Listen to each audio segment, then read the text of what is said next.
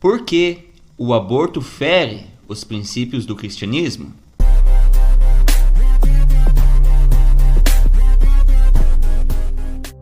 Cientistas defendem, sob diferentes pontos de vista, o início da vida em vários estágios da gestação. Há também aqueles que defendem que a vida só inicia após o nascimento. Mas e a Bíblia? O que diz? Conforme as Sagradas Escrituras, a vida tem início na fecundação. Basta interpretar o texto do salmista Davi, que diz: "Os teus olhos viram meu corpo ainda informe, e no teu livro todas estas coisas foram escritas, as quais iam sendo dia a dia formadas, quando nem ainda uma delas havia." As palavras do próprio Deus, direcionada ao profeta Jeremias, também nos mostram que há vida antes mesmo do nascimento. "Antes que te formasse no ventre te conheci, e antes que saísses da madre te santifiquei." Logo, de acordo com a palavra de Deus, a vida realmente começa na fecundação.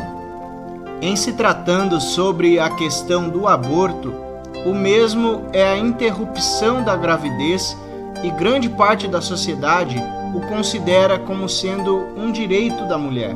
Trata-se, portanto, da interrupção do nascimento por meio da morte do embrião ou do feto, espontânea ou através de métodos provocados. Outrora condenado ou tratado como crime hediondo, hoje alguns países tornaram o tema com legalidade em seu território. No Brasil, há legalidade em apenas alguns casos, como no de estupro, risco de morte à mulher e em alguns casos de anencefalia. Contudo, a Bíblia continua nos mostrando pela palavra de Deus que tal ação é um crime contra a vida e, consequentemente, uma afronta à soberania divina. A lei mosaica expressa que tal atitude era um ato criminoso, digno de punição. Além do mais, o sexto mandamento traz a restrição de não matar. A transliteração desse termo significa não assassinar.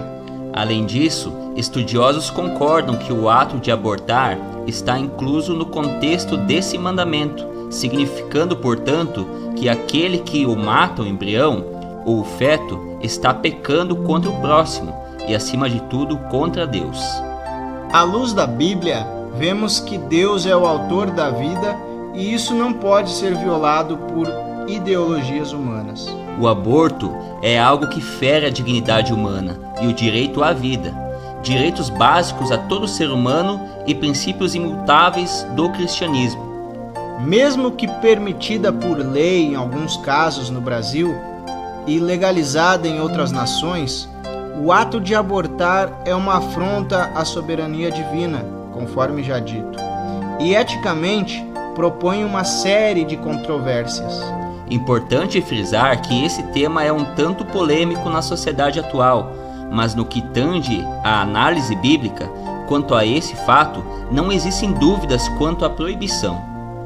O aborto não só traz consequências espirituais, mas na maioria dos casos, quando cometido, traz severas consequências psicológicas que acompanham a praticante durante toda a sua vida.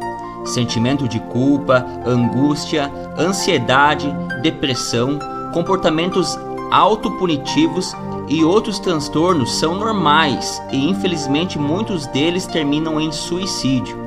Portanto, antes de tomar qualquer decisão, procure a Deus.